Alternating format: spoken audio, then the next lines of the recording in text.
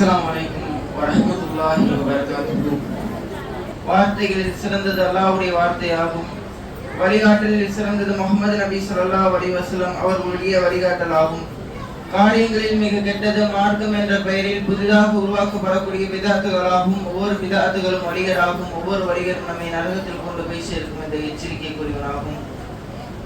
ஏக இறைவனுடைய சாந்தியும் சமாதானமும் வற்றாத பெருந்தன்மையும் நம்மை எல்லாம் இருள்களிலிருந்து வெளிச்சத்தின் பால் அழைத்து வந்த உத்தம தூதர் ஒழுக்க சீலர் முஹம்மது நபி ஸல்லல்லாஹு அலைஹி வஸல்லம் அவர்கள் மீதும், இந்த மார்க்கத்தை தன்னால் என்றாலும் வாழ்ந்து மரணித்த சத்திய சஹாபாக்கள் மீதும் சஹாபிய பெண்மணிகள் மீதும் இங்கு நன்மை எதிர்பார்த்து ஒன்று குழுமி இருக்கக்கூடிய நம் அனைவர் மீதும் என்றென்றும் நின்று நிலவூட்டுமாக என்ற பிரார்த்தித்த வண்ணம் என்னுடைய இந்த உரையினை ஆரம்பம் செய்கிறேன். கணியத்துக்குரிய எல்லாம் அல்ல அல்லாஹ்வுடைய நல்லடியார்களே, மறுமையில் மனிதனின் நிலை என்ற ஒரு தலைப்பை நாம் எல்லாம் பார்த்து வந்திருந்தோம். அந்த அடிப்படையில இன்னைக்கு அந்த தலைப்பு இல்லாம ஜகாத்தை பற்றிய ஒரு பாடத்தை, ஒரு வகுப்பை நாம் எல்லாம் சந்திக்க இருக்கின்றோம். ஜகாத்துடைய சட்டங்களையும், ஜகாத் யார் யாருக்கெல்லாம் கடமை, எவ்வளவு தர வேண்டும் என்பதை நாம் எல்லாம் தெரிந்து கொள்ள கடமைப்பட்டிருக்கோம். நாளைய தினம் ஜகாத்தை வசூலிப்பதற்காக நம்முடைய தலைமையிலிருந்து வர இருக்கிறார்கள். அவர்களுக்கு உங்களுடைய ஜகாத்தை தந்து ஏழை எளிய மக்களுக்கு அதை சேர்க்க வேண்டும் அல்லவா? அதனால் அதனுடைய சட்டத்தை நாம் தெரிந்து கொள்ள வேண்டும்.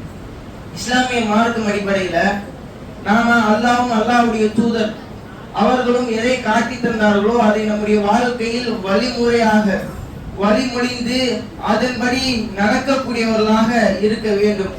இந்த மார்க்கத்தில் அல்லாஹ்வும் அல்லாஹ்வுடைய தூதர் அவர்களும் எதை காட்டி தந்தார்களோ அதை கணக்கச்சிதமாக சரியான முறையில் நம்முடைய வாழ்க்கையில் நடைமுறைப்படுத்தக்கூடியவர்களாக இருக்க வேண்டும். அந்த அடிப்படையில் ஒவ்வொரு சட்ட திட்டங்களையும் நாம் தெரிந்து அதன்படி நடக்கக்கூடியவர்களாக நம்முடைய வாழ்க்கையை அமைத்துக் கொள்ள வேண்டும்.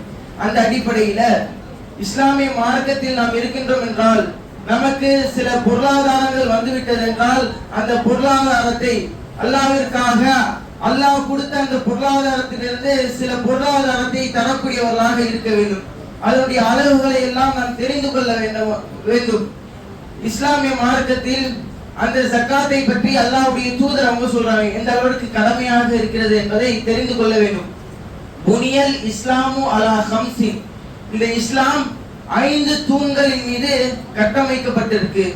எப்படி ஒரு பில்டிங்க்கு கட்டமைக்கப்படுவதற்கு தூண் தேவையோ அதே போன்று இந்த இஸ்லாமும் 5 தூண்கள் மீது கட்டமைக்கப்பட்டிருக்கு என்று அல்லாஹ்வுடைய தூதர் அவங்க சொல்லிவிட்டு, அதில் முதலாவது தூண் ஷஹாதத்தி அல்லா இலாஹ இல்லல்லாஹ் வ அன்ன முஹம்மதர் ரசூலுல்லாஹ், வணக்கத்துக்குரியவன் அல்லாஹ்வை தவிர வேறு இறைவன் இல்லை, முஹம்மது என்பவர் அல்லாஹ்வுடைய திருத்தூதர் என்ற அந்த சாட்சி கூறுகின்ற ஏகத்துவ கலிமா, இது இஸ்லாமிய மார்க்கத்தின் ஒரு தூணாக இருக்கிறது. எனவே அல்லாஹ்வுடைய தூதர் அவர்கள் சொல்கிறார்கள் வ இகாமி ஸலாத்தி வ ஈதாஇ ஸகாத்தி வல் ஹஜ்ஜி வ ஸௌமி ரமலான், தொழுகை நிலைநாட்ட வேண்டும், ஜகாத்தை தந்து வரக்கூடியவர்களாக இருக்க வேண்டும், இன்னும் ஹஜ் செய்யக்கூடியவர்களாக இருக்க வேண்டும், ரமலான் மாதத்தில் நோன்பு நோக்கக்கூடியவர்களாக இருக்க வேண்டும். இதுதான் இந்த இஸ்லாமிய மார்க்கம் கட்டமைக்கப்பட்டிருக்கிறது என்று அல்லாஹ்வுடைய தூதர் அவர்கள் நமக்கு வழிகாட்டி இருக்கிறார்கள். இப்போ இஸ்லாமிய மார்க்கத்தில் நாம் பயணிக்கின்றோம் என்றால் ஜகாத் என்ற ஒரு கடமையை நம்முடைய வாழ்க்கையில் கனகச்சிதமாக நிறைவேற்றக்கூடியவர்களாக, அதை சரியான முறையில் கடைபிடிக்கக்கூடியவர்களாக நம்முடைய வாழ்க்கையை அமைத்துக் கொள்ள வேண்டும். அல்லாஹ் ரப்பல் ஆலமீன் ஈமான்தாரிகளுடைய இறை நம்பிக்கையாளர்களுடைய பண்பாகவே தன்னுடைய திருமறை குர்ஆனில் சொல்கின்றான் வல்லதீனஹும் அனில் லஹ்வில் முஅரலூன், அவர்கள் வீணானதை விளையாட்டானதை அப்படியே புறக்கணிக்கக்கூடியவர்களாக இருப்பார்கள். இறை நம்பிக்கையாளர்களுடைய பண்பை பற்றி சொல்கின்றான். வல்லதீனஹும் லிஸகாத்தி ஃபாயிலூன், அவர்கள் ஜகாத்தை மக்களுக்கு தரக்கூடியவர்களாக கனகச்சிதமாக அதை நிறைவேற்றக்கூடியவர்களாக இருப்பார்கள் என்பதை இறைவன் சூரா முஃமினூன் என்ற அத்தியாயத்தில் நமக்கு சொல்லி தரக்கூடியவனாக இருக்கின்றான். இன்னும் ஏராளமான வசனத்தில் இறைவன் இந்த ஜகாத்தை மக்களிடத்தில் முதன்மைப்படுத்தி சொல்கின்றான். இறைவன் சில வசனங்களில் கூறுவான் அனிஷ்குருலி வலி வாலிதைக, எனக்கு நன்றி செலுத்துங்க, அதுக்கப்புறம் உங்களுடைய பெற்றோர்களுக்கு நன்றி செலுத்துங்க அப்படின்னு இரட்டு தகவல்களாக நமக்கு சொல்லக்கூடியவனாக இருப்பான். அதே போன்று இறைவன் சொல்கின்றான் வஅகீமு ஸலாத வ ஆது ஸகாத, நீங்க தொழுகையை நிலையாட்டி வாங்க, ஜகாத்தை தந்து வாருங்கள், வரகவு மஅராக்கிங்க, ராக்கீன், ருக்கு செய்பவர்கள் தொழுகக்கூடியவர்களும் நீங்களும் தொழுவுங்க அப்படின்னு இறைவன் கட்டளையிடுகின்றான். அதே மாதிரி இறைவன் வேறு வசனத்திலும் கூறுகின்றான், வகீமு ஸலாத்த வஆத்து ஸகாத்த, தொழுகை நிலைநாட்டுங்கள், ஜகாத்தை தாருங்கள், வமா துகத்திமு லி அன்ஃபுசிக்கும் மின் கைரின், நன்மையிலிருந்து நீங்கள் எதை முற்படுத்திக் கொள்கிறீர்களோ தஜிதுஹு இந்தல்லாஹி, அல்லாஹ்விடத்திலே அதை பெற்றுக்கொள்வீர்கள் என்று சொல்கின்றான். அதே மாதிரி இவன் கூறுகின்றான், இன்னல்லதீன ஆமனு வ அமிலு ஸாலிஹாத், எவர்கள் நம்பிக்கை கொண்டு ஈமான்தாரிகளாக இருந்து நன்மைகளை செய்து வஅகாமு ஸலாத்த வஆத்தவுல் ஸகாத்த, ஜகாத்தையும் தொழுகையும் நல்ல முறையில் பேணி வருகிறார்களோ லஹும் அஜ்ருஹும் இன்த ரப்பிஹிம், அவர்களுக்கு தன்னுடைய இரட்சகனிடம் இறைவனிடத்தில் நல்ல ஒரு கூலி இருக்கிறது. வலா ஹௌஃபுன் அலைஹிம் வலா ஹும் யஹ்சனுன், அவர்கள் நாளை மறுமையில கவலைப்படவும் மாட்டார்கள், பயப்படவும் மாட்டார்கள், சந்தோஷமாக அந்த மறுமையில இருப்பார்கள் என்பதை இறைவன் பேசுகின்றார். இப்படி ஜகாத்தை நிறைவேற்ற சொல்லி இறைவன் ஏராளமான வசனங்களில் நமக்கு அறிவுரை கூறக்கூடியவனாக, நமக்கு பாடம் நடத்தக்கூடியவனாக இருக்கின்றான். அப்போ இந்த ஜகாத் என்பது எவ்வளவு முக்கியம், இதுல நம்ம அலட்சியமா இருந்துடக்கூடாது. சரியான முறையில் முறையான அடிப்படையில் அதை மக்களுக்கு செலுத்தக்கூடியவர்களாக, அந்த ஜகாத் என்ற கடமையை நிறைவேற்றக்கூடியவர்களாக இருக்க வேண்டும். நம்மில் பலர்ல இந்த ஜகாத்து, தர்மம், ஃபித்ரா இந்த மூணு விஷயமும் ஒண்ணு அப்படின்னு நினைச்சிட்டு இருக்கிறாங்க. இதுல குழம்பி போய் இருக்கிறாங்க. ஜகாத்து வேற, தர்மம் வேற, ஃபித்ராங்கிறது வேற. ஃபித்ரா என்பது நோன்பு நாட்கள்ல அந்த பெருநாள் வருவதற்கு முன்னால் நம்முடைய செல்வங்களிலிருந்து குறைந்த தொகையை அந்த ஏழை எளிய மக்களுக்கு தரணும். ஏனென்றால் நோன்பு காலத்தில் செய்த சிறு சிறு தவறுகள், சிறு சிறு பிழைகள் இதுவெல்லாம் இறைவனிடத்தில் மன்னிக்கப்பட வேண்டும் என்றால் அந்த ஃபித்ரா கொடுக்கணும் அப்படின்னு ரசூல் வழிகாட்டி இருக்கிறாங்க. இது ஏழை மக்களுக்கு செல்லக்கூடியதாக இருக்க வேண்டும். அதே மாதிரி தர்மம், இந்த தர்மம் இருக்கிறதுல எப்ப வேணாலும் எந்த நிலையில வேணாலும், பணக்காரனாக இருந்தாலும் சரி ஏழையாக இருந்தாலும் சரி அனைவரும் தரலாம் இந்த தர்மத்தை. இந்த தர்மத்தை செய்யலனாலும் இறைவன் அதற்கு நமக்கு தண்டனை கொடுக்க மாட்டான். இந்த தர்மை கட்டாயமான கடமை இல்லை.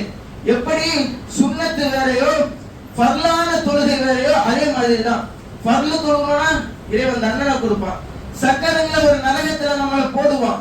தொழாதவர்களுக்கு அந்த தண்டனையாக அந்த நரகத்தை இறைவன் தயார்படுத்தி இருக்கிறான். ஆனா சுன்னத்து தொழுகணும்னா இறைவன் நரகத்துல போடுவானா? அது முஸ்தஹப்பானது, விருப்பத்திற்குரியது. விரும்பினா தொழுதுக்கலாம், விரும்பினா உடம்பு வலிக்குதா ஓரமா உட்கார்ந்து திக்கர் செஞ்சுட்டு போயிடலாம். அதுக்காக இறைவன் நம்ம சட்டையை பிடிச்சி ஏன் தொழுல அப்படின்னு கேட்க மாட்டான். ஆனா ஃபர்ல தொழுலனா இறைவன் கேட்பான். அதே மாதிரிதான் தர்மம் செய்யவில்லை என்றால் இறைவன் அதற்கு கூட விட்டு விடுவான். ஆனால் ஜகாத்தை கொடுக்கவில்லை என்றால் நான் கொடுத்த செல்வத்துல கொடுக்க சொன்னல ஏன் கொடுக்கல அப்படின்னு நம்மிடத்தில் கேள்வி கேட்கக்கூடியவனாக, மறுமையில் அதற்கான விசாரிக்கக்கூடியவனாக இறைவன் இருப்பான் என்பதை நாம் புரிந்து கொள்ள வேண்டும். இத தெளிவுபடுத்திக்கணும். ஜகாத்துங்கிறது வேற, தர்மங்கிறது வேற, ஃபித்ராங்கிறது வேற என்பதை புரிந்து கொள்ள வேண்டும். அதே மாதிரி இந்த ஜகாத்தை யாருக்கெல்லாம் தர வேண்டும் என்று இறைவன் தன்னுடைய திருமறை குர்ஆனில் பட்டியலிட்டு நமக்கு சொல்லுகின்றான். அந்த பட்டியலை பார்ப்போம். இன்னமா சதகாத்து, இந்த தர்மங்கள் எல்லாம், இந்த ஜகாத் எல்லாம் லில் ஃபுகராஹி, வறியவர்களுக்கும், வல் மசாகின், இன்னும் ஏழைகளுக்கும், வல் ஆமிலீன அலைஹா, அதற்காக இந்த ஜகாத்தை வசூலிப்பதற்காக உழைக்கிறார்களே அப்படிப்பட்டவர்களுக்கும், வல் முஅல்லஃபதி குலூபுஹும், எவர்களுடைய உள்ளம் இஸ்லாத்திற்கு வருவதற்காக ஈர்க்கப்படுகிறதோ அப்படிப்பட்டவங்களுக்கும் அந்த ஜகாத்தை கொடுக்கலாம். வஃபீர் ரிகாபி, இன்னும் அடிமைகளை விடுதலை செய்கிறார்களே அப்படிப்பட்டவர்களுக்கும் ஜகாத்தை கொடுக்கலாம். வல் காரிமீன, இன்னும் கடன்பட்டவர்கள், கடன்பட்டு கஷ்டப்பட்டு இருப்பாங்க, கடனை அடைக்க முடியாம, அவங்க கொடுத்த தவணைக்குள்ள அந்த கடனை செலுத்த முடியாம ஏராளமான நபர்கள், உறவினர்கள், பல்வேறு ஏழைகள் கஷ்டப்பட்டு இருக்கலாம். இப்படி கஷ்டப்பட்டு இருக்கக்கூடிய அந்த கடன்பட்டவர்களுக்கும் இந்த ஜகாத்தை கொடுக்கலாம் அப்படின்னு சொல்லினார். வஃபீ சபீலில்லாஹ், அல்லாஹ்வுடைய பாதைக்காக தன்னை அர்ப்பணித்துக் கொண்டார்களே அப்படிப்பட்டவர்களுக்கும் இந்த ஜகாத்தை கொடுக்கலாம். வபனி சபீல், இன்னும் வழிபோக்கர்களுக்கும் இந்த ஜகாத்தை கொடுக்கலாம் என்று இறைவன் சொல்கின்றான். ஃபரீதத்தன் மினல்லாஹி, இது அல்லாஹ்விடம் இருக்கக்கூடிய ஒரு கடமை. ஃபர்லாக்கி இருக்கின்றான். நம்ம எப்படி ஐவேளை தொழுகையை தொழ வேண்டுமோ அதே மாதிரி ஜகாத்தை கொடுக்கக்கூடியவர்களாக இருக்க வேண்டும். வல்லாஹு அலீமுன் ஹகீம், அல்லாஹ் நுண்ணறிவாளன், நுட்பமானவன் என்று இறைவன் பேசுகின்றான். அப்ப ஜகாத்தை யாருக்கெல்லாம் தர வேண்டும் என்று இறைவன் இந்த வசனத்தில் நமக்கு பட்டியலிட்டு சொல்லிவிட்டார். இன்னும் அல்லாஹ்வுடைய தூதர் அவர்களும் நமக்கு சொல்லி காட்டுகிறார்கள், பணக்காரர்களிடமிருந்து ஏழைக்கு போகக்கூடியதுதான் இந்த ஜகாத் அப்படின்னு அல்லாஹ்வுடைய தூதர் அவங்க தெளிவுபடுத்துறாங்க. முஆத் பின் ஜபல் ரலியல்லாஹு அன்ஹு அவர்களை யமன் நாட்டிற்கு ஆளுநராக ஒரு ஆட்சியாளராக அல்லாஹ்வுடைய தூதர் நியமித்து சென்று வர சொல்றாங்க. அப்படி சொல்லக்கூடிய நேரத்துல பாஸ முஆதன் ரலியல்லாஹு அன்ஹு இலல் யமனி, யமனின் பக்கம் முஆத் அவர்களை அல்லாஹ்வுடைய தூதர்கள் அனுப்பி வைத்தார்கள். அப்ப அல்லாஹ்வுடைய தூதர் ஒரு அறிவுரையை சொன்னார்கள், உதுஹுஹும் இலா ஷஹாதத்தி அல்லா இலாஹ இல்லல்லாஹ் வ அன்னி ரசூலுல்லாஹ், வணக்கத்துக்குரியவன் அல்லாஹ்வை தவிர வேறு இறைவன் இல்லை என்றும் நான் அல்லாஹ்வுடைய தூதர் என்றும் அவர்கள் சாட்சி கூறுவதின் பக்கம் நீ அவர்களை அலை, இஸ்லாத்தின் பக்கம் அழைப்பு கொடு, இந்த ஏகத்துவ கொள்கையை எடுத்து சொல்லு அப்படின்னு அல்லாஹ்வுடைய தூதர் அவங்க சொல்லிவிட்டு சொல்கிறார்கள். ஃபஇன்னஹும் அதாஉ லிதாலிக, அவர்கள் அதற்கு கட்டுப்பட்டு விட்டார்கள் என்றால் ஃபஅலிமுஹும், அவர்களுக்கு நீ தெளிவுபடுத்து, அன்னல்லாஹ கது இஃப்தரத அலைஹிம் خمس صلوات في كل يوم ليلة, ஒவ்வொரு இரவிலையும் ஒவ்வொரு பகலிலேயும் 5 வேளை தொழுகையை அல்லாஹ் கடமையாக்கி இருக்கின்றான் என்று அவர்களுக்கு அறிவித்துக் கொடு. இன்னும் அல்லாஹ்வுடைய தூதர் சொல்கிறார்கள், ஃபஇன்ஹும் அதாஉ லிதாலிக, அந்த தொழுகையை நிறைவேற்றுவதற்கும் அவர்கள் கட்டுப்பட்டு விட்டார்கள் என்றால், அவர்கள் கேட்டு விட்டார்கள் என்றால் அவர்களுக்கு ஃபஅலிமுஹும், அறிவித்துக் கொடு, அன்னல்லாஹ இஃப்தர அலைஹிம் ஸதகத்தன் ஃபி அம்வாலிஹிம், அவர்களுடைய செல்வங்களிலிருந்து அந்த ஜகாத்தை அல்லாஹ் கடமையாக்கி இருக்கின்றான் என்று அவர்களுக்கு அறிவித்துக் கொடுங்க. தூஹது மின் அக்னியாயிஹிம் வ துரத்து அலா ஃபுகராயிஹிம், அவர்களில் இருக்கக்கூடிய பணக்காரர்களிடமிருந்து அதை பெற்றுக்கொண்டு அவர்களிடம் இருக்கக்கூடிய ஏழைகளுக்கு அதை கொடுத்து விடு என்று அல்லாஹ்வுடைய தூதர் அவர்கள் அந்த ஜகாத்தை பற்றி மிக முக்கியமாக ஆணித்தரமாக அழுத்த திருத்தமாக முஆத் பின் ஜபல் ரலியல்லாஹு அன்ஹு அவர்களை யமன் நாட்டிற்கு ஒரு ஆளுநராக அனுப்பி வைக்கும் பொழுது பல்வேறு அறிவுரைகள்ல இந்த அறிவுரையையும் ஒன்றாக அல்லாஹ்வுடைய தூதர் அவர்கள் சொல்லி அனுப்புகிறார்கள். அப்ப அந்த அடிப்படையில இந்த ஜகாத் என்பது பணக்காரர்களிடம், செல்வ வசதி படைத்தவர்களிடமிருந்து பெற்று ஏழைகளுக்கு தர வேண்டிய ஒரு செல்வமாக இருக்கிறது, ஏழைகளுக்கான ஒரு உரிமையாக இருக்கிறது என்பதை திருமறை குர்ஆனுடைய வசனங்களின் மூலமும் நபிமொழிகளின் மூலமும் நம்மளால தெரிந்து கொள்ள முடியுது. இப்ப இந்த ஜகாத்தினுடைய அளவுகளை பார்க்க கடமைப்பட்டிருக்கோம். எவ்வளவு கொடுக்கணும், எதுக்கெல்லாம் கொடுக்கணும் அப்படின்னு அல்லாஹ்வுடைய தூதர் அவங்க நமக்கு வழிகாட்டி இருக்கிறாங்க. இப்ப ஒருவர் 30 மாடுகள் வச்சிருக்கிறாங்கன்னா அந்த 30 மாடுகளுக்கு ஒரே ஒரு மாடை தரணும். அதே மாதிரி 40 மாடு வச்சிருக்கிறாங்கன்னா அந்த 40 மாடுக்காக 2 வயது முடிந்த 2 வயது பூர்த்தியான ஒரு மாட்டை கொடுக்க வேண்டும் அப்படின்னு அல்லாஹ்வுடைய தூதர்கள் மாடுக்கான ஜகாத்தை சொல்கிறார்கள், நியமிக்கிறார்கள். அதே மாதிரி ஆடுக்கான ஜகாத்தை சொல்கிறார்கள். ஒருவர் 40ல இருந்து 120 வரையும் ஆடு வச்சிருந்தா அவரு ஒரு ஆடு கொடுக்கணும். இந்த ஆட்டுல இருந்து ஒரு ஆடு வச்சிருக்கிறாரு, அந்த ஆட்டுல இருந்து ஒரே ஒரு ஆட்டை எடுத்து அல்லாஹ்வுடைய பாதைக்கு ஜகாத்தாக கொடுக்கணும். அதே 120ல இருந்து 200 வரையும் ஒரு ஆட்டை வச்சிருந்தா அவர் 2 ஆட்டை ஜகாத்தாக தர வேண்டும். 200ல் இருந்து 300 வரையும் ஆட்டை வைத்திருந்தால் 3 ஆடுகளை ஜகாத்தா தரணும். அதே 300க்கு மேல அதிகமாக வைத்திருந்தால் அவர் ஒவ்வொரு 100க்கும் ஒரு ஆட்டை தரணும். 100 வச்சிருக்கிறாரா ஒரு ஆட்டை தரணும், 200 வச்சிருக்கிறாரா 2 ஆட்டை தரணும், 300 வச்சிருக்கிறாரா 3 ஆட்டை தரணும். இப்படி ஒவ்வொரு 100க்கும் ஆட்டை தர வேண்டும் என்று அல்லாஹ்வுடைய தூதர் அவங்க தெளிவுபடுத்துறாங்க. இது கால்நடைக்கான ஜகாத், குதிரைக்கு இல்லை, கழுதைக்கு இல்லை, ஆடுக்கும் மாடுக்கும் அல்லாஹ்வுடைய தூதர் அவர்கள் அந்த ஜகாத்தை சொல்லி இருக்கிறார்கள். அதே மாதிரி ஒட்டகத்துக்கும் சொல்லி இருக்கிறாங்க. ஒட்டகம் வளர்க்கிறது இல்லை, அதனால இப்ப அது தேவையில்லை நமக்கு. அதே மாதிரி ஆடு மாடுகளை வளர்க்கக்கூடியவர்களாக இருப்பாங்க, அப்ப அது தெரிந்து கொள்ளக்கூடியவர்களாக நம்ம இருக்கணும். அதே மாதிரி வெள்ளிக்கான அந்த நிசாப், அந்த அளவை அல்லாஹ்வுடைய தூதர் அவங்க சொல்றாங்க. இப்ப நம்ம வெள்ளி வச்சிருக்கிறோம், வெள்ளி ஆண்களும் பயன்படுத்தலாம் பெண்களும் பயன்படுத்தலாம். இப்படி வச்சிருக்கும் போது எவ்வளவு வெள்ளி வச்சிருந்தா அதற்கு ஜகாத்தை தர வேண்டும் என்று அல்லாஹ்வுடைய தூதர் அவங்க சொல்லி இருக்கிறார்கள் என்றால் 5 ஊக்கியாவுக்கு கீழ் அந்த வெள்ளி இருந்துச்சுன்னா ஜகாத் தர தேவையில்லை. அதே 5 ஊக்கியாவுக்கு மேல அந்த ஜகாத் இருந்தால், அந்த வெள்ளி இருந்தால் ஜகாத் தர வேண்டும் என்று அல்லாஹ்வுடைய தூதர் அவங்க சொல்லி இருக்கிறாங்க. அப்ப ஒரு ஊக்கியா என்பது 40 திர்ஹம் வெள்ளி காசுகள், அரபியர்களுடைய புழக்கம். 40 திர்ஹமா பயன்படுத்துவாங்க. ஒரு ஊக்கியாங்கிறது 40 திர்ஹம். அப்ப 5 ஊக்கியாங்கிறது 200 திர்ஹம். அப்ப 200 திர்ஹமை நம்ம ஜகாத்தாக அந்த இவ்வளவு இருக்கக்கூடிய அந்த செல்வத்தை அந்த வெள்ளிய ஜகாத்தாக நம்ம தரணும். எப்படின்னா ஒரு திர்ஹம் சுமார் 2.975 கிராம் அப்படின்னு சொல்லப்படுது. அப்ப அது கணக்கிட்டு ஒரே ஒரு திர்ஹமுக்கு 2.925 கிராம்னா அப்ப கணக்கு போடணும் 200 திர்ஹம். இப்ப 200 திர்ஹம் அது கணக்கு போடக்கூடிய நேரத்துல இந்த ஒரே ஒரு கிராம் வச்சு நம்ம கணக்கு போடும்போது 595 கிராம் வருது கணக்கு போட்டு பார்க்கும்போது. இப்ப 595 கிராமுக்கு மேல அது அந்த அளவுக்கு நாம வெள்ளியை வச்சிருந்தா அந்த வெள்ளிக்கான ஜகாத்தை நம்ம தரக்கூடியவர்களாக ஒரு பங்கை ஒதுக்கக்கூடியவர்களாக இருக்கணும். இப்ப வெள்ளிக்கான ஒரு நிசாப அல்லாஹ்வுடைய தூதர் அவங்க சொல்லிட்டாங்க. அடுத்து தங்கத்துக்கானது.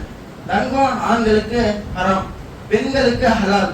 அப்போ பெண்கள் இந்த தங்கத்திற்கான சரியான நிசாபு அந்த தங்கத்தை வைத்திருந்தால், ஆண்களும் வைத்திருப்பாங்க தங்கத்தை போட்டுக்க மாட்டாங்க, ஆனா அப்படி வைத்திருக்கும் பொழுது அதற்கான நிசாபை அளவை சரியாக தெரிந்து அதற்காக ஜகாத்தை தர வேண்டும். அல்லாஹ்வுடைய தூதர் அவங்க சொல்றாங்க 20 தீனார் தங்க காசுகள் யார்கிட்ட இருக்கோ அவங்க ஜகாத் அவங்களுக்கு ஜகாத் கடமை ஆயிடுச்சு. 20 தீனார் தங்க காசு இருந்தா அவங்களுக்கு ஜகாத் கடமை ஆயிடுச்சு. இப்ப 20 தீனார்னா என்ன அப்படின்னு கணக்கு போட்டு பார்த்தா 85 கிராம் வருது. தங்கத்துல 85 கிராம் வைத்திருந்தோம் என்றால் ஜகாத் கடமை. அதுல இருந்து 2 பகுதியை எடுத்து ஏழைகளுக்கு தரணும். இப்ப 85 கிராம் தங்கத்தை நம்ம வச்சிருந்தோம் என்றால் அதுல இருந்து 2 பகுதியை எடுத்து ஏழைக்கு தர வேண்டும் என்பதை இந்த நபிமொழியிலிருந்து நம்ம புரிந்து கொள்ள முடியுது. இப்ப 20 அந்த திர்ஹமுக்கு அந்த தீனாருக்கு மேல போயிடுச்சுன்னா கண்டிப்பா நம்ம ஜகாத் தரணும். நல்ல தெளிவா புரிஞ்சுக்கணும். 85 கிராம் அந்த கிராம் அளவிற்கு தங்கம் இருந்தாலோ அதுக்கு மேல இருந்தாலோ அதுல இருந்து 2.5% அந்த செல்வத்தை எடுத்து ஏழைகளுக்கு ஜகாத்தாக தரணும் என்பதை புரிந்து கொள்ள வேண்டும். இப்படி கால்நடைகளுக்கும் தங்கம் வெள்ளிக்கும் அல்லாஹ்வுடைய தூதர் அவர்கள் சொல்லி இருக்கிறார்கள். இன்னும் சில விஷயங்கள் எல்லாம் சொல்லி இருக்கிறாங்க. இன்னும் சில விஷயத்துக்கு நிசாபை அல்லாஹ்வுடைய தூதர் அவங்க காட்டி தரல. இதுக்கெல்லாம் இவ்வளவு தரணும், அதற்கெல்லாம் அவ்வளவு தரணும், இந்த செல்வம் வச்சிருந்தா இவ்வளவு ஜகாத்தை தரணும் அப்படின்னு அல்லாஹ்வுடைய தூதர் அவங்க காட்டி தரல. இருந்தாலும் அதற்கும் ஜகாத்தை தர வேண்டும் என்று அல்லாஹ் ரப்புல் ஆலமீனுடைய அந்த திருமறை வசனத்திலிருந்து நம்ம தெளிவுபடுத்திக்கலாம். குதுமின் அம்வாலிஹிம் சதகத்தன் அவர்களுடைய செல்வங்களிலிருந்து அந்த ஜகாத்தை அந்த சதகாவை எடுத்துக்கொள்ளுங்கள். துதஹீருஹும் அவர்களை தூய்மைப்படுத்துவதற்காகவும் வதுதஸக்கீஹிம் பிஹா அதன் மூலம் அவர்களை பரிசுத்தப்படுத்துவதற்காகவும். ஜகாத் நம்ம எதுக்கு தருகின்றோம் என்றால் நம்முடைய செல்வத்திலிருந்து தூய்மைப்படுத்துவதற்காக. நம்ம செல்வம் ஹலாலாக ஹராம் கலக்காமல் நல்ல முறையில் இருக்கணும். இறைவன் சொன்ன அந்த கடமையை சரியான முறையில செய்யணும். அப்போ செய்யணும்னா நம்முடைய அந்த ஜகாத்தை கொஞ்சம் எடுத்து தரக்கூடியவர்களாக அல்லாஹ்வுடைய தூதரும் நியமித்த அடிப்படையில எடுத்து கொடுத்தா நம்முடைய செல்வம் தூய்மையானதாக ஆகும். தண்ணி இருக்கு, அந்த தண்ணியை தூய்மைப்படுத்தணும்னா அதுல இருந்து பாதி வேஸ்டேஜ் போகதான் செய்யும். அதே மாதிரி நம்முடைய செல்வம் தூய்மையாக வேண்டும் என்றால் நம்முடைய செல்வத்திலிருந்து சில விஷயத்தை எடுத்து கொடுக்கக்கூடியவர்களா இருக்கணும். அப்ப இதுதான் ஜகாத்துடைய ஒரு மிகப்பெரிய ஒரு நிலைப்பாடு.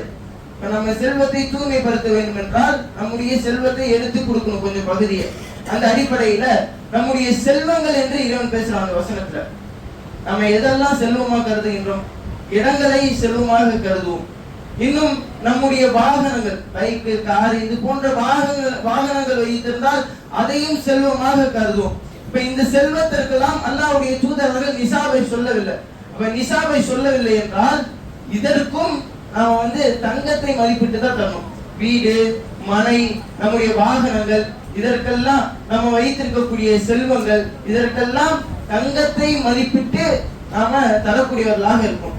85 கிராம் தங்கம் நம்மகிட்ட இருந்தாலே நமக்கு ஜகாத் கடமையாயிருது. நம்முடைய செல்வத்தை எல்லாம் ஒன்று திரட்டி அந்த 85 கிராமுக்கு மேல அந்த செல்வத்தினுடைய மதிப்பு இருந்துச்சுன்னா அந்த எல்லா செல்வத்திற்கும் ஜகாத் இருக்கு. அந்த அடிப்படையில தங்கத்தை வைத்து நம்முடைய அந்த ஜகாத்தை முடிவெடுத்துக் கொள்ளக்கூடியவர்களாக இருக்க வேண்டும். இப்போ ஒவ்வொரு அந்த ஜக்காத்தை வைத்து 2.5 பகுதியை நாம ஜக்காத்தாக தரக்கூடியவர்களாக, அந்த செல்வத்தை வைத்து 2.5 பகுதியை ஜக்காத்தாக நம்ம தரக்கூடியவர்களாக இருக்க வேண்டும். இன்னும் இந்த ஜக்காத்தை குறித்து அல்லாஹ்வுடைய தூதர் அதை தராமல் இருப்பவர்களுக்கு பல்வேறு எச்சரிக்கையாக சொல்லி இருக்கிறாங்க. இந்த ஜக்காத்தை தரணும், தரலனா நாளை மறுமையில இறைவன் கடுமையாக பிடிப்பான், மிகப்பெரிய தண்டனை இருக்கு என்பதை எல்லாம் அல்லாஹ்வுடைய தூதர் அவங்க சொல்லி இருக்கிறாங்க. எந்த அளவிற்கு என்றால், மாமின் சாஹிபின் இப்ரின் வலா பக்கரின் வலா கனமின், யார் ஒட்டகத்தையோ அல்லது ஆட்டையோ மாட்டையோ வைத்திருக்கிறார்களோ அப்படிப்பட்ட நபர் லா யுஅத்தி ஸகாத்தஹா, அதனுடைய ஸகாத்தை தரவில்லை என்றால், அதனுடைய கடமையை சரியான முறையில் கொடுக்கவில்லை என்றால், இல்லா ஜாஅத் யௌமல் கியாமத்தி அஅலம மா கானத், அந்த ஆடும் மாடும் இந்த உலகத்தில் இருந்ததை விட கொழுத்து போய் பெருத்து போய் வருமா, வந்து என்ன செய்யும் என்பதை அல்லாஹ்வுடைய தூதர் அவங்க சொல்றாங்க.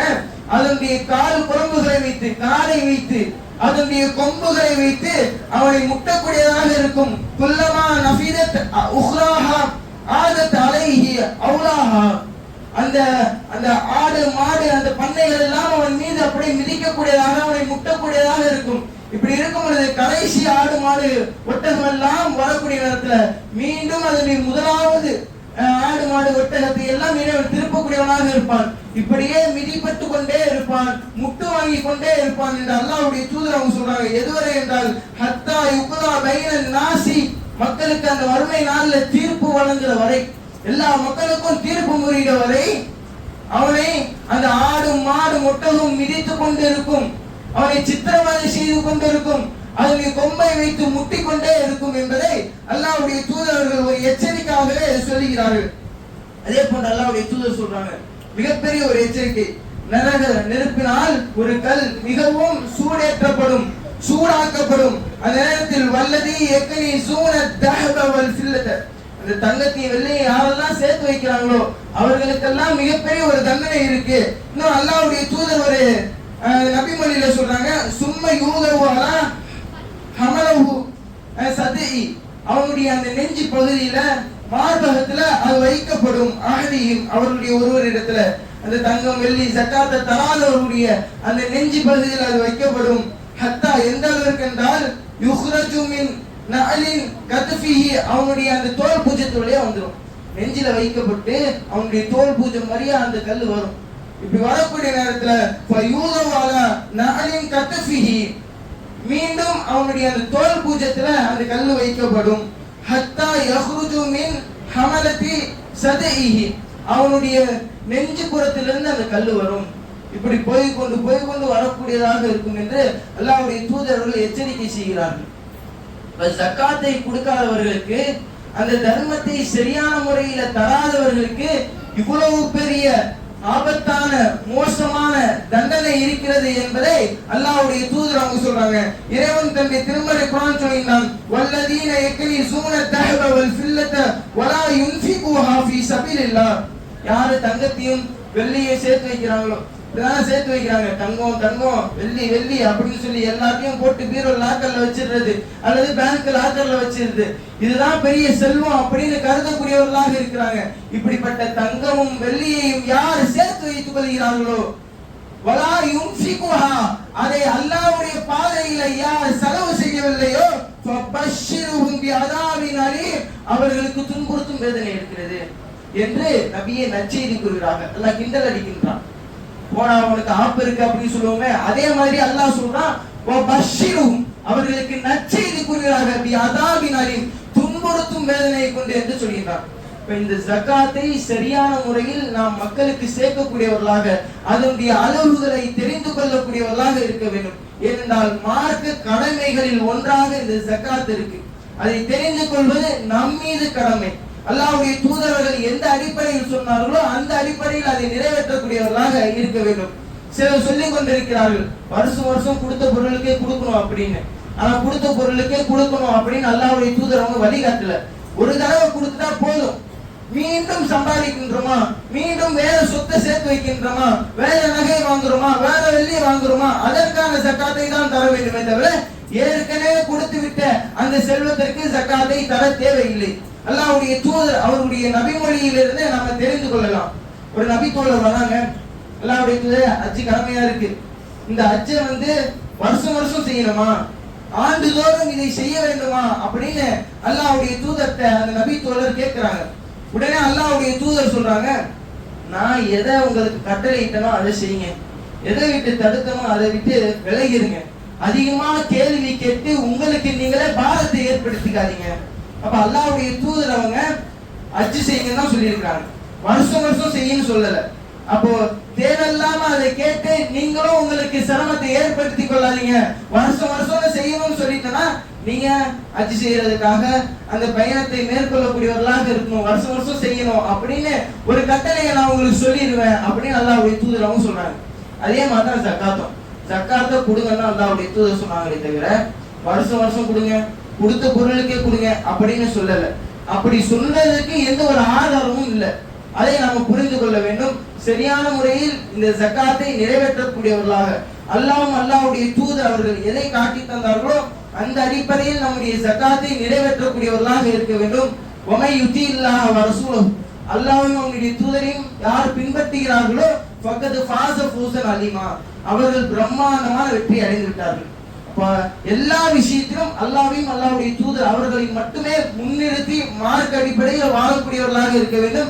அந்த அடிப்படையில எல்லா வணக்கத்திலையும் அப்படி இருக்க வேண்டும். ஜகாத் என்ற இந்த விஷயத்திலும் கண்ணு கருத்துமாக இருக்க வேண்டும். இப்ப இந்த ஜகாத்தை நாளை வசூல் செய்வதற்காக வர இருக்கிறாங்க. உங்களுடைய ஜகாத்தை கணக்கிட்டு உங்களுக்கு அல்லாஹ் கடமையாக்கி இருக்கக்கூடிய அந்த செல்வத்திலிருந்து அல்லாஹ்வுடைய பாதைக்கு தாங்க. நீங்க தரக்கூடிய அந்த செல்வம் இருக்கிறது அல்லாஹ்வுடைய பாதைக்காக தான் தரப்படும். அல்லாஹ் யாரெல்லாம் பட்டியலிட்டு சொன்னானோ அவர்களுக்காக தான் தரப்படுது. முதியோர் இல்லம், பிள்ளைகளால் கைவிடப்பட்டு அனாதைகளாக்கப்பட்டு இப்படி யாருமே அரவணைக்க முடியாம இருக்கக்கூடிய அந்த முதியவர்களை அவர்களை அரவணைத்து பார்த்து நல்ல முறையில அவர்களுக்கு எல்லா தேவைகளையும் செய்து அவர்களுடைய மருத்துவ உதவிகளை எல்லாம் நல்ல முறையில செய்யக்கூடியவர்களாக இருக்கிறாங்க. நீங்க கூட சென்னை மீஞ்சூர்ல போய் பார்த்தா தெரியும், இந்த அளவுக்கு வேற எங்கேயாச்சும் பார்த்துக்குவாங்களா அப்படின்னு நீங்களே அப்படியே வியந்து போயிருவீங்க. அந்த அளவிற்கு தன்னுடைய குழந்தையை போன்ற அந்த முதியவர்களை பார்த்துக் கொள்கிறார்கள். வேலைக்கு அவங்களுக்கு உணவு, அவர்களுக்காக காத்தோட்டமான வசதிகளை ஏற்பாடு செஞ்சு அவர்களுக்கு நல்ல மருந்துகளை தரக்கூடியவர்களாக இருக்கிறாங்க. இப்ப அவங்களுக்கான செலவுகள் இருக்குல்ல, அது அதிகமானது. ஒரு நாளைக்கு மட்டும் 8692 ரூபாய் ஆகுது. ஒரு மாதத்திற்கு இவர்களுக்கு இந்த செலவுகள்லாம் ஆகுது. அதே மாதிரி ஒரு ஆண்டிற்கு அவர்களுக்கு எவ்வளவு செலவாகிறதுனா 1 லட்சத்துக்கும் மேல ஆகுது. இவ்வளவு செலவினங்கள்லாம் நீங்க கொடுக்கக்கூடிய ஜகாத் பணத்தை வைத்துதான் அவர்களுக்கு தர முடியும். அவர்களை நல்ல முறையில பாதுகாக்க முடியும். அவர்களுக்கு நல்ல முறையில உணவை கொடுக்க முடியும். அவர்களுடைய மருத்துவ உதவிக்காக அந்த செல்வத்திலிருந்து தான் செய்ய முடியும். அதே மாதிரி சிறுவர்களிலும் பெற்றோர்கள் இல்லாம பிறக்கும் போதே பெற்றோர்கள் இருக்க மாட்டாங்க. அதே மாதிரி பெற்றோர்களால் கைவிடப்பட்டிருப்பாங்க. கணவன் மனைவிக்குள்ள பிரச்சனை ஏற்பட்டிருக்கும். இவங்க ஒரு பக்கம் பிரிந்து போயிருப்பாங்க, இவங்க ஒரு பக்கம் பிரிந்து போயிருப்பாங்க. இப்ப பெத்தெடுத்த பிள்ளையை அப்படி நடு ரோட்ல விட்டுட்டு போயிருப்பாங்க. இப்படிப்பட்ட பிள்ளைகளை எல்லாம் நல்ல முறையில அரவணைப்பதற்காக நம்முடைய ஜமாத் சார்பாக சிறுவர்கள் ஆதரவு இல்லம் நடத்தப்படுகிறது. அவங்களுக்கு உடை, உணவு, நல்ல முறையில இருப்பிடங்கள், கல்வி, அவங்க வளர்ந்து அவங்களா சுய காலில் சொந்தமா நிற்பதற்காக, அவர்கள் 4 பேத்துக்கு உதவி செய்வதற்காக, கல்வியை கற்றுக் கொடுப்பதற்காக அந்த சிறியவர்களுடைய இல்லம் நடைபெறுகிறது. அவங்களுக்கு தேவையான மருந்து வசதிகள், பெருநாள்லாம் ஆயிடுச்சுன்னா அவங்களையே கடைக்கு கூப்பிட்டு போயிட்டு அவங்களுக்கு உடைய வாங்கி தருவாங்க. எப்படி நம்ம தாய் தந்தைகள் எப்படி நம்ம கூப்பிட்டு போயிட்டு உடைய வாங்கி தருவாங்களோ அதே மாதிரி அவர்களை அழைத்து சென்று அவர்களுக்கு உடைய வாங்கி தருவாங்க. அவர்கள் மகிழ்ச்சியாக அந்த இடத்துல இருக்கிறாங்க. இப்படிப்பட்ட அவர்களுக்கு உங்களுடைய ஜகாத் பணம் தான் போகுது. உங்களுடைய ஜகாத்தை வைத்துதான் அந்த ஆண்டுதோறும் வருடதோறும் அது நடைபெற்றுக் கொண்டே இருக்கிறது, சீரும் சிறப்புமாக. இப்ப நீங்க இவங்களுக்கு வாரி வளைத்தீர்கள் என்றால், அவங்களுக்கு அதிகமாக உங்களுடைய ஜகாத்தை தந்தீர்கள் என்றால், இறைவன் நாளை மிகப்பெரிய ஒரு அந்தஸ்தை தர இருக்கின்றான். அல்லாஹ்வுடைய தூதர் அவங்க சொல்றாங்க, நாம எல்லாம் சொர்க்கம் செல்லணும்னு ஆசைப்படுறோம், எல்லாத்துக்கும் சொர்க்கத்துக்கு போகணும் அப்படின்னு மிகப்பெரிய ஒரு விருப்பம் இருக்கும். இப்படி இருக்கக்கூடிய நமக்கு அந்த சொர்க்கமே மிகப்பெரிய ஒரு இலக்காக இருக்கு. அந்த சொர்க்கத்துல அல்லாஹ்வுடைய தூதருடன் இருப்பது எவ்வளவு பெரிய இன்பம். அல்லாஹ்வுடைய தூதர் நமக்காக இந்த உலகத்துல வாழ்ந்தாங்க. அந்த அரபுலகத்துல எடுத்த அந்த ஏகத்துவ கொள்கை தமிழகம் வரை லா இலாஹா இல்லல்லாஹ் என்ற இந்த வார்த்தையை நாம் சொல்கின்றோம் என்றால் அந்த அல்லாஹ்வுடைய தூதர்கள் செய்த தியாகம், அவர்கள் செய்த ஏகத்துவ பிரச்சாரம், அதை செய்யக்கூடிய நேரத்தில் ஏராளமான எதிர்ப்பு அலைகள் வந்தது. இருந்தாலும் என்னுடைய மக்கள் நாளை மறுமையில் நரகத்திற்கு போய்விடக்கூடாது, சொர்க்கத்திற்கு செல்ல வேண்டும் என்பதற்காக ஏராளமான தியாகத்தை செய்தார்கள். அப்படிப்பட்ட அல்லாஹ்வுடைய தூதர் நாளை மறுமையிலும் நமக்காக பரிந்துரை செய்ய இருக்கிறார்கள். இப்படிப்பட்ட அல்லாஹ்வுடைய தூதருடன் சொர்க்கத்தில் இருக்கிறதுக்கு எந்த அளவிற்கு ஒரு கொடுப்பன, மிகப்பெரிய ஒரு பாக்கியம். கோடான கோடியை கொடுத்தாலும் அதை வாங்க முடியாது. இப்படிப்பட்ட ஒரு பாக்கியத்தை அல்லாஹ்வுடைய தூதர் சொல்லி தருகிறார்கள். யார் ஏழைகளை, அந்த அனாதைகளை நல்ல முறையில பாதுகாக்கிறார்களோ, அவர்களுக்கு அடைக்கலம் கொடுக்கிறார்களோ, அப்படிப்பட்டவர்களும் நானும் நாளை மறுமையில் இவ்வாறு இருப்போம் என்று சொல்லி காட்டுகிறார்கள். இப்ப இந்த அளவுக்கு நெருக்கத்தில் அல்லாஹ்வுடைய தூதருடன் இருக்கக்கூடிய ஒரு வாய்ப்பு கிடைக்குது. இதை நம்ம தவறு விட்டுறக்கூடாது. நம்முடைய ஜகாத் பணத்தை நல்ல முறையில ஒப்படைக்கக்கூடியவர்களாக இருக்க வேண்டும். இன்னும் பிற ஏராளமான காரியங்கள் ஜமாத் ரீதியாக செய்யப்படுது. இஸ்லாமிய கல்லூரி இயங்கப்படுது. ஆலிம்களை சரியான குர்ஆன் ஹதீஸை மட்டும் மக்களுக்கு சொல்லக்கூடிய ஒரு ஆலிம்களை உருவாக்கக்கூடிய எம்ஐசி மதரசா நடக்குது. அதே மாதிரி சின்ன சின்ன மாணவர்களை எல்லாம், சின்ன சின்ன பசங்களை எல்லாம் குர்ஆனை மனனம் செய்யக்கூடிய இஃப்லு மதரசா, தக்வா இஃப்லு மதரசா நடைபெறுது. வராங்க, குட்டி குட்டி பையனா இருக்கிறான், வந்து ஒரு வருஷத்திலே குர்ஆனை மனப்பாடம் பண்ணிட்டு போயிடுறான். இந்த மாதிரி 2 வருஷத்திலே மனப்பாடம் பண்ணிட்டு போயிடறான். அப்ப அவன் மனப்பாடம் பண்ற அந்த நன்மை, அவன் குர்ஆனை ஓதுற நன்மை, அவன் தொழ வைக்கிற நன்மை அனைத்தும் நீங்க கொடுக்கிற ஜகாத் பணத்தின் மூலம் உங்களுக்கும் கிடைக்கும். மன் தல்ல அலா கைரின், யார் ஒரு நன்மைக்கு வழிகாட்டுகிறார்களோ அவர்களுக்கு அதே போன்ற ஒரு கூலி கிடைக்கும். தொழ வைக்கும் போது, அவன் நன்மை செய்யும் போது உங்களுக்கு அந்த கூலி கிடைக்கும். அவன் மார்க்க பிரச்சாரம் செய்யக்கூடிய நேரத்துல உங்களுக்கும் அதே நன்மையை இறைவன் தருவான் என்பதை புரிந்து கொண்டு உங்களுடைய ஜகாத் பணத்தை நல்ல முறையில ஒப்படைக்குமாறு கேட்டுக்கொள்கின்றேன். அஸ்ஸலாமு அலைக்கும்.